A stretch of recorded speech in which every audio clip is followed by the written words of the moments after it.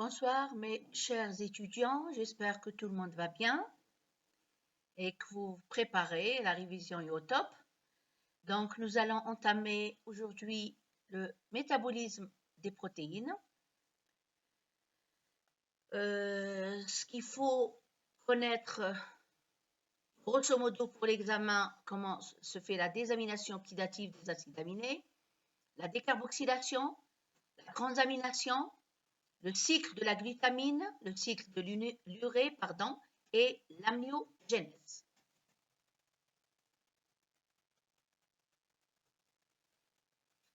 Donc, une petite introduction sur la digestion des protéines alimentaires. La quantité des acides aminés que vous absorbez ou absorbez au niveau du grêle n'est à peu près de 70 à 100 grammes, mais comprend en plus des protéines ingérées, les protéines sécrétées par le tube digestif sous forme d'enzymes, de mucus, de débris cellulaires. Ces protéines sécrétées représentent environ 50 grammes et c'est donc un total quotidien absorbé de 150 grammes d'acides aminés qui vont arriver jusqu'à la veine porte. Donc le premier organe, sachez que le premier organe rencontré par les acides aminés absorbés est le foie, bien sûr.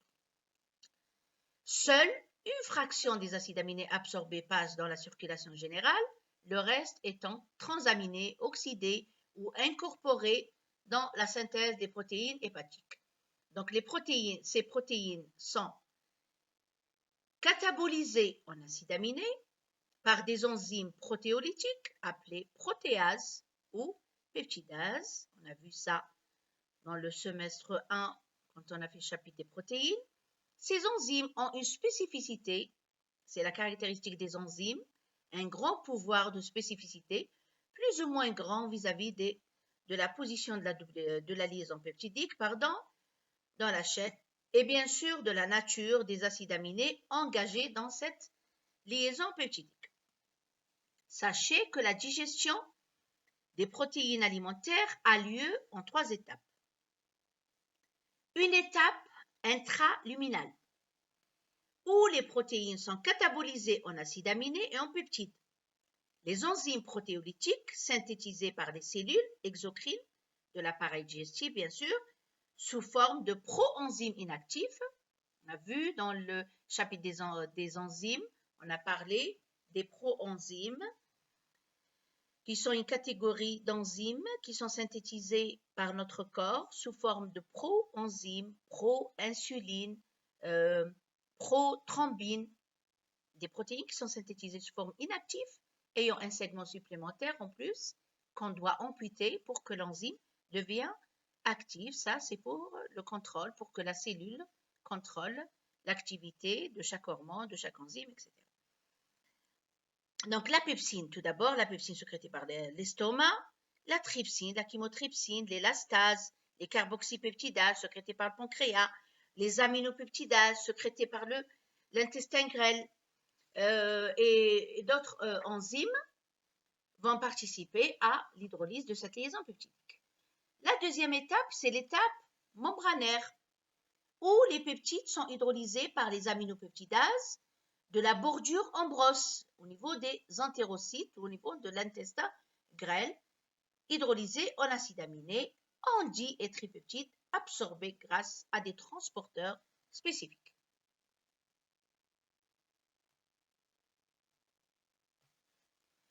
Il y a la troisième et dernière étape, c'est l'étape cytosolique où les di- et les tripeptides sont hydrolysés par des di- et des tripeptidases en acides aminés. Ces acides aminés passent dans la veine porte où les 3/4 sont captés par le foie, principal organe de synthèse des protéines, et le 1/4 restant passe dans les tissus extra-hépatiques, c'est-à-dire dans les autres tissus de notre organisme. Sachez que la demi-vie d'une protéine tissulaire est variable, bien sûr, de quelques dizaines de secondes à plus de 100 jours. C'est le cas de l'hémoglobine. La durée de vie est de 100 120 jours, 100 à 120 jours. Leur catabolisme, donc ces protéines, sont catabolisées et leur catabolisme peut être extracellulaire par des protéases sécrétées par des cellules spécialisées. Donc, une vue d'ensemble de ces protéines. Donc, l'alimentation va ramener des protéines, soit d'origine animale ou végétale. Ces protéines pénètrent à l'intérieur de notre organisme. La destinée est très diverse, soit que au niveau de notre organisme, les protéines sont protéolysées en acides aminés, soit que les acides aminés qui proviennent de l'alimentation ou de la protéolyse vont servir à la synthèse d'autres protéines ou le contraire. Ces acides aminés aussi sont les précurseurs des bases purines et puriques et pyruvidiques pour la synthèse des acides nucléotidiques. Ils sont aussi les précurseurs des porphyrines pour la synthèse du noyau porphyrinique, pour l'hémoglobine et pour certaines enzymes.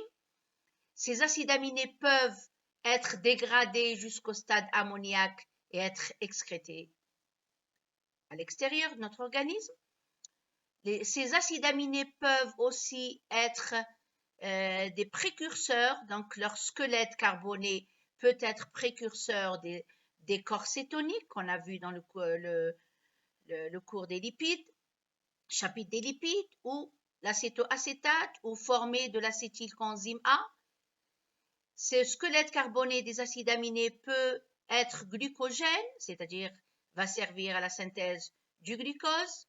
Donc, certains acides aminés vont donner le pyruvate, d'autres l'alpha-cétoglutarate, le succinyl, le fumarate, l'oxaloacétate, et tout ça, soit que ces produits vont rejoindre le cycle de Krebs, soit qui vont servir pour la synthèse du glucose qu'on appelle voie NGG. Donc ces protéines, sachez qu'ils sont renouvelées, sont en renouvellement permanent, ils se renouvellent sans cesse à l'intérieur de notre organisme. Donc on assiste à une alternance entre synthèse, dégradation, selon, bien sûr, la durée de vie de la protéine qu'on doit renouveler, protéolyser, renouveler, soit la synthèse des protéines dont notre organisme a besoin. Tout ça est modulé et contrôlé par des facteurs soit nutritionnels, selon l'apport, selon l'état postprandial, nutritionnel ou à jeun, etc., et sous un contrôle hormonal. Ces protéines peuvent aussi être synthétisées dans certaines situations. C'est le cas des protéines de l'inflammation. Le maintien de la masse des protéines corporelles résulte de l'équilibre entre la synthèse et le catabolisme ou la dégradation, selon un rythme dépendant des apports alimentaires. Bien sûr, l'alimentation ramène, la dégradation des protéines usées de notre organisme vont fournir aussi des acides aminés qui vont servir à la synthèse des protéines dont votre organisme a besoin. La régulation du métabolisme protéique par les hormones et les substrats énergétiques s'exerce soit sur la synthèse, soit sur le catabolisme, soit sur les deux pour promouvoir l'anabolisme ou un catabolisme protéique net. Donc, les méthodes d'exploration du métabolisme protéique ont des limites et doivent être considérées lors de leur application pour l'évaluation clinique ou la recherche fondamentale. Ces besoins en protéines doivent être assurés par un apport suffisant à la fois en azote, en acides aminés essentiels pour la balance azotée, par l'ingestion des protéines d'origine animale et d'origine végétale.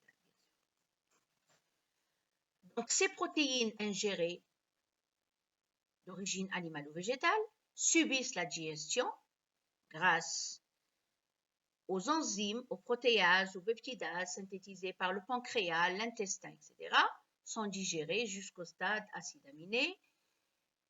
Ils sont absorbés au niveau des villosités intestinales sous forme d'acides aminés, exportés ou véhiculés par le sang jusqu'aux organes.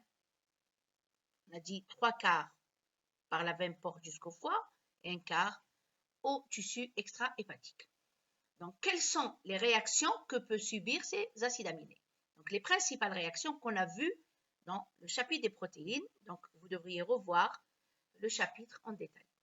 Principales réactions chimiques impliquant les protéines, vous avez l'oxydation des acides aminés en alpha-cétoacide, la désamination des acides aminés, synthèse de l'urée et la synthèse de ces acides aminés, leur destinée et la synthèse des protéines ou la protéolyse. Désamination et synthèse de l'urée. Donc, vous avez des acides aminés. Par désamination, ils donnent des alpha-cétoacides. Cette réaction s'effectue dans le foie. Le produit éliminé est l'ammoniac et le CO2. L'ammoniac et le CO2 vont servir pour la synthèse de l'urée. Donc, sachez que l'urée, le sang contient de l'urée, on appelle ça l'urécémie, et l'urine aussi contient une certaine concentration d'urée qui doit être excrétée dans les urines. Donc, l'urée est un déchet qui est libéré dans le sang et ensuite excrété par le rein dans les urines. Donc, ces acides aminés doivent être désaminés. Désaminés, c'est quoi? C'est enlever le groupement amine. On leur enlève le groupement amine et ils deviennent alors des alpha-cétoacides avant d'être utilisés comme source d'énergie. Donc, ça peut donner l'alpha-cétoglutarate, le succini, le succinate, etc. Ça donne l'acétylcoenzyme A qui vont servir comme source d'énergie. Attention, un acide cétonique n'est pas un corps cétonique. Hein. Donc, les corps cétoniques, vous les connaissez, l'acétoacétate, l'acétone et le bêta-hydroxybutyrate. Rien à voir avec les alpha-cétoacides qui sont l'acide pyruvique, l'alpha-cétoglutarate, quoi d'autre? Et l'oxaloacétate. L'AOA, qui est l'oxaloacétate. Comment se fait l'oxydation des acides aminés? Donc, ces acides aminés désaminés peuvent être utilisés directement pour produire de l'énergie. Ça s'effectue dans le foie. Donc, ça va donner, donc, ces acides aminés vont subir la désamination. Ça donne des acides alpha-cétoniques qui peuvent rejoindre, comme vous voyez ici, le cycle de Krebs et subir une oxydation totale jusqu'au stade CO2, H2O. Et libérer, bien sûr, de l'énergie sous forme d'ATP et une partie de l'énergie est libérée sous forme de chaleur. Donc, tout c'est au niveau du cycle de Krebs. Les produits formés ou éliminés vont bien sûr être réoxydés par la chaîne respiratoire, le NAD, le FAD, etc.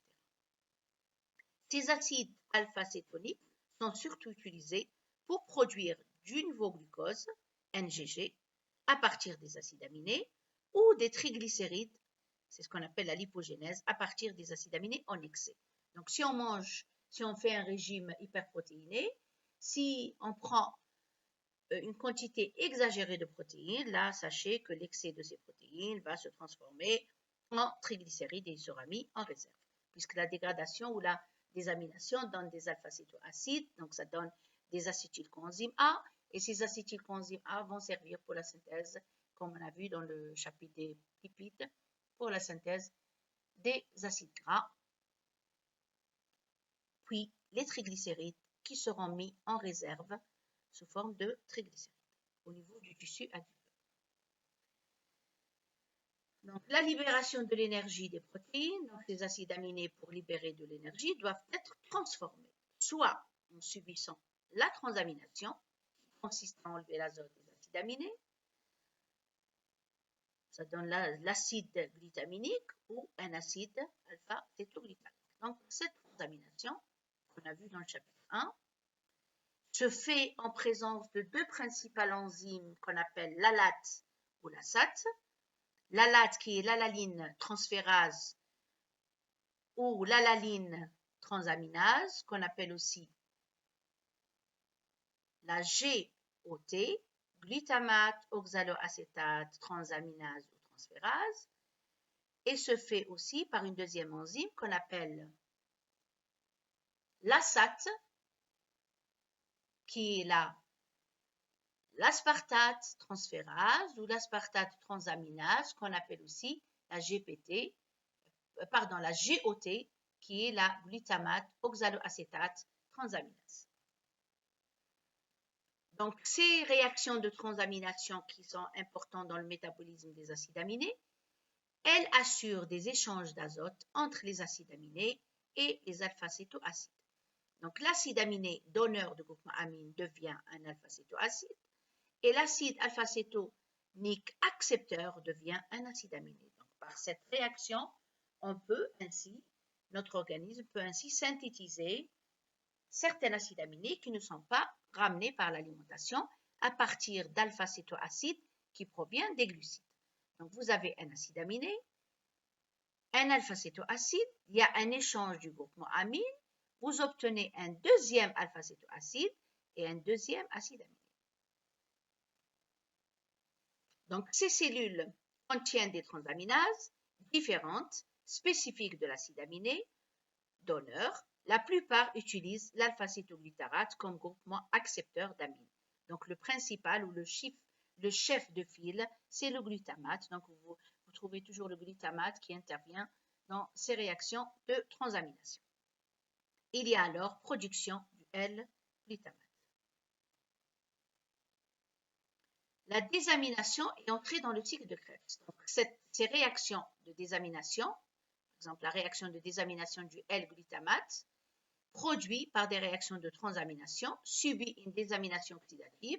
L'enzyme, ça c'est les réactions on a vu les réactions de transamination. Allez voir le cours pour plus de détails. Et là, c'est les réactions de désamination. Transamination, c'est un transfert d'un acide aminé à un alpha-cétoacide. Et là, les réactions de désamination, c'est éliminer totalement le groupement amine sous forme d'ammoniac. Donc, l'enzyme clé ou la principale enzyme qui fait cette réaction de désamination oxydative est la L-glutamate déshydrogénase qui élimine finalement le groupement alpha-amine sous forme d'ion ammonium. Allez voir le cours, vous avez la réaction en détail. Donc, l'acide cétonique peut ensuite entrer dans le cycle de Krebs. Donc, on obtient un alpha-cétoacide plus l'ammoniac, l'ion ammonium. L'alpha-cétoacide, quelle est sa destinée? C'est le cycle de Krebs ou le CAC.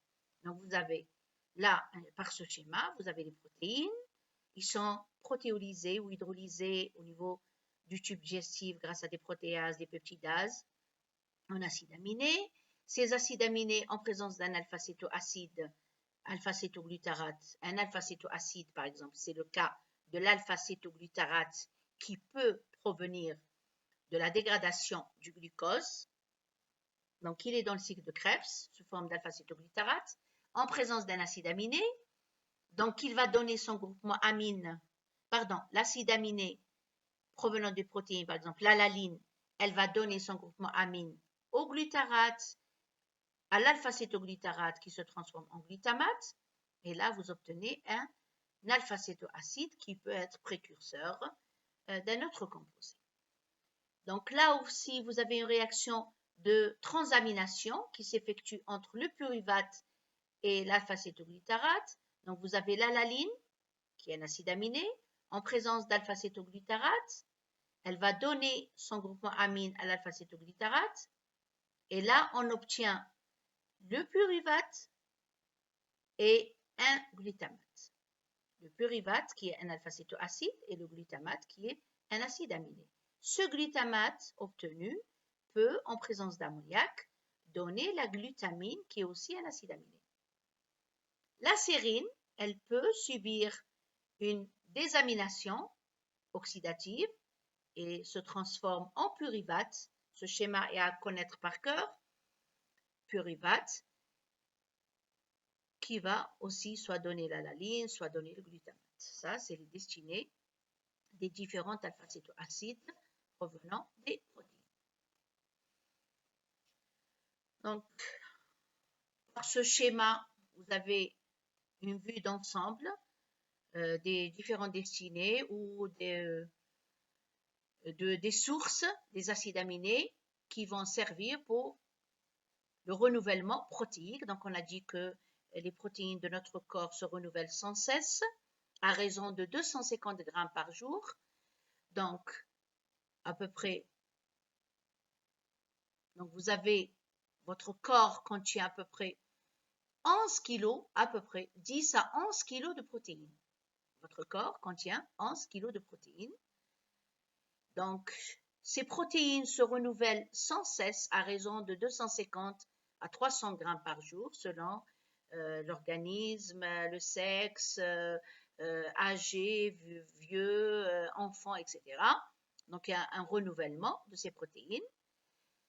Pour renouveler ces protéines, on a besoin de quoi? On a besoin d'acides aminés. Donc, il faut que les acides aminés soient disponibles dans la cellule pour qu'elle puisse renouveler les protéines qui sont dégradées. D'où proviennent ces acides aminés? Ce n'est pas seulement de l'alimentation. Donc, il y a des acides aminés qui proviennent de la protéolyse, c'est-à-dire des protéines dont la durée de vie est terminée et qui doivent être dégradées. Donc, la protéolyse fournit à mon organisme des acides aminés, soit un apport exogène jusqu'à 100 grammes par jour. L'apport exogène, c'est-à-dire l'alimentation, va nous ramener des protéines, 70 grammes par jour d'acides aminés, soit que la cellule elle-même peut faire la synthèse de ces acides aminés, ça c'est une autre source. Ces acides aminés, tous ces acides aminés, dont les sources sont la synthèse endogène, l'apport exogène, la protéolyse, ils vont servir pour le renouvellement protéique ou la synthèse des protéines. Une part, c'est pour la synthèse des protéines, une part peut être dégradée et la dégradation, elle est irréversible pour donner de l'urée, de l'ammoniac et du CO2. Soit qu'une partie de ces acides aminés va servir pour des fonctions spécifiques telles que la NGG, la néoglycogénèse, pour la laline ou pour les hormones, pour la tyrosine.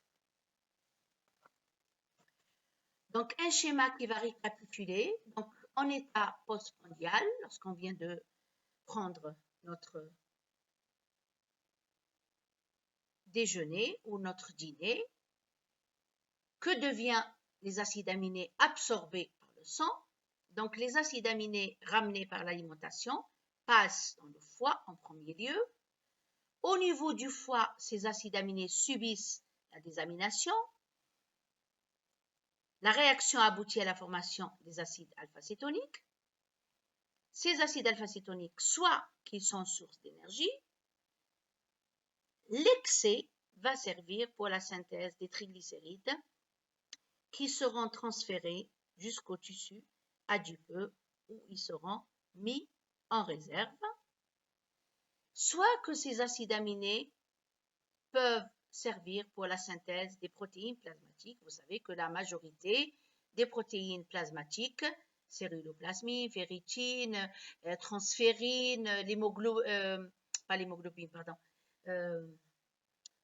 l'albumine, toutes les protéines de votre sang sont synthétisées par le foie, sauf les anticorps. Donc, la majeure partie des acides aminés est utilisée pour la synthèse des protéines. Donc, les acides aminés étant des substrats précieux, donc la destinée principale, c'est synthèse des protéines ou renouvellement des protéines. En cas de surplus, ils seront dégradés pour des fins énergétiques. L'excès sera mis en réserve au niveau du tissu adipeux. Le foie est un organe qui a un rôle très important dans le métabolisme des protéines, soit fonction métabolique du foie. Il participe à la désamination des acides aminés pour les convertir en glucose ou pour synthétiser de l'ATP. Le foie participe à la formation de l'urée avant son excrétion par le rein, sinon cirrhose ou hépatite, si l'urée n'est pas éliminée, accumulation d'ammoniac dans le sang. Par accumulation d'ammoniac dans le sang. Le foie a une fonction aussi très importante, c'est la formation des protéines plasmatiques, sauf les gamma-globulines bien sûr. Si il y a diminution des protéines plasmatiques, mitose rapide des hépatocytes, le volume du foie augmente et on assiste à une synthèse très accrue des protéines. Le foie a aussi pour fonction la transamination ou l'interconversion des acides aminés non essentiels. Précédemment, on a dit que les acides aminés, qui sont au nombre de 20, qu'on appelle aminoacides standards, sont les précurseurs du cycle de Krebs. Chaque acide aminé va donner un des intermédiaires du cycle de Krebs. Donc, catabolisme des chaînons carbonés des acides aminés. Par exemple, l'alaline, glycine, sérine, cystéine, par dégradation, aboutissent à la formation du pyruvate qui va donner l'acétylcoenzyme A qui va subir toutes les réactions du cycle de Krebs pour donner CO2, H2O et de l'ATP plus chaleur. L'isoleucine, la leucine, la phényle, la tyrosine et le tryptophane peuvent aussi, par catabolisme ou dégradation, produit final, l'acétyl, qui va faire toutes les réactions du cycle de Krebs pour donner les mêmes produits. Le glutamate, la glutamine, l'histidine, la proline, l'arginine, quant à eux, ont comme produit final l'alpha-cétoglutarate, qui va rejoindre le cycle de Krebs pour donner le succinate, le succinate, le fumarate, le malate et l'oxaloacétate, qui peut redonner du PEP et donner du glucose. Donc, qu'est-ce qu'on dit quant à ces acides aminés? Ce sont des acides aminés glucoformateurs, parce qu'ils aboutissent, ils peuvent aboutir à la formation du glucose. La thréonine, la valine, la méthionine, l'isoleucine aboutissent à la formation du succinylcoenzyme A, qui va donner le succinate, le fumarate, le malate, l'oxaloacétate, aussi sont glucoformateurs. L'aspartate, la phényle, la tyrosine, produit final fumarate, qui va donner le malate, l'oxaloacétate, qui peut aussi redonner du PEP et du glucose. L'asparagine, dérivée de l'aspartate et l'aspartate, peuvent donner l'oxaloacétate, qui va servir à la synthèse du phosphoénol pyruvate et puis du glucose, donc ils sont aussi glucoformateurs. Et là, ces acides aminés, là et là, qui vont donner les deux qui vont donner des acétylcoenzymes A, donc ils sont glucoformateurs et en même temps servir pour la synthèse des acides gras. Donc pour la lipogénèse, donc puisqu'ils donnent des acétyles et les acétyles vont redonner des acides gras. Le rôle du glutamate, ses principaux rôles, le glutamate est un des acides aminés qui a une diversité de fonctions biologiques. D'un côté, il est stimulateur du système nerveux, contrairement à l'alaline, inhibe le système nerveux. Parmi les fonctions du glutamate, il peut, par transamination, donner l'alpha-cétoglutarate ou par désamination, l'alpha-cétoglutarate qui va rejoindre le cycle de Krebs et faire toutes les réactions du cycle de Krebs, comme on vient de voir. Le glutamate peut servir pour la synthèse de l'urée, transfert d'azote et synthèse de l'urée. Le glutamate peut, par amination, donner de la glutamine, donc il sert, c'est le précurseur de la glutamine, il peut servir pour la synthèse de la glutamine. D'un autre côté, le glutamate est précurseur de la synthèse du glutathion, qui est un tripeptide qui intervient dans le stress oxydatif et empêche la formation des radicaux libres qui sont responsables de pas mal de pathologies. Le glutamate aussi précurseur de la synthèse de la proline, de l'ornithine et de l'arginine. Le glutamate aussi par décarboxylation, voire pour donner le gamma-aminobutyrate ou le fameux GABA, qui est un dérivé d'acide aminé dont le rôle est la transmission de l'influx nerveux, à savoir par cœur pour le rôle du glutamate. L'ammoniac est assimilé dans les aminoacides par l'intermédiaire du glutamate et de la glutamine. C'est-à-dire quelle est la réaction qui permet d'associer l'ammoniac en surplus, parce que l'ammoniac à une certaine dose, il est toxique pour la cellule, donc il doit être éliminé de la cellule pour qu'il n'y ait pas d'intoxication ou de coma, etc. Donc vous avez ici le glutamate, ou l'alpha-cétoglutarate, en présence d'ammoniac ou d'ion-ammonium en surplus, en présence de nicotinamide adénine du nucléotide phosphate réduit, le NAD réduit, le NADP réduit, en forme l'acide glutamique et la formation du NADP+, oxydé, plus une molécule d'eau. Donc là, la réaction dépend de quoi? Le sens de la réaction dépend des concentrations relatives du glutamate et de l'alpha-cétoglutarate, de l'ammoniac, bien sûr, et du rapport des formes réduites et oxydées du coenzyme NAD, NADPHH+, et NAD, et des NADH et des NAD+. Elle intervient donc aussi dans les réactions d'assimilation de l'ammoniac, aussi bien dans l'assimilation de l'ammoniac que dans le catabolisme des acides aminés. Donc cette réaction, soit pour le catabolisme des acides aminés, soit pour l'assimilation de l'ammoniac. Donc elle va masquer l'ammoniac qui est toxique pour la cellule sous forme de glutamate.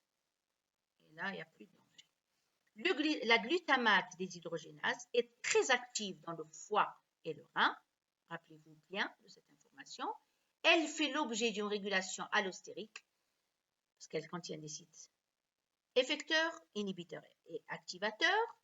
Rappelez-vous bien, inhibée par l'ATP et GTP et activée par l'ADP et la GDP.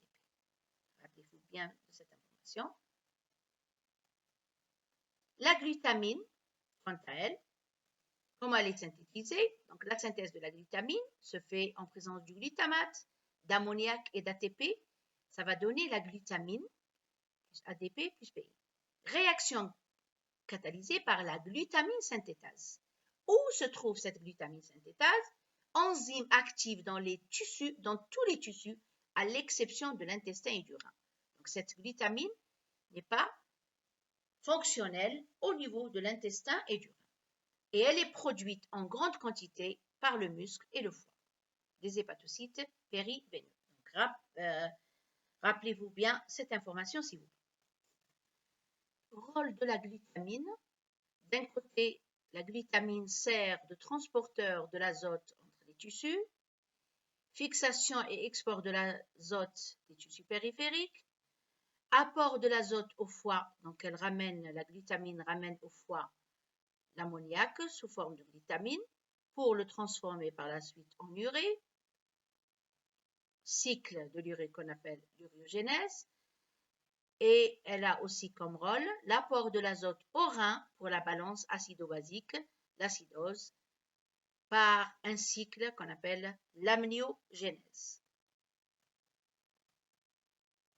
Donc cette glutamine, utilisation comme substrat énergétique, donc elle est utilisée comme substrat énergétique pour les tissus intestinaux, donc la cellule intestinale ou les entérocytes, ne possèdent pas la glutamine synthétase, ils ne peuvent pas synthétiser la glutamine.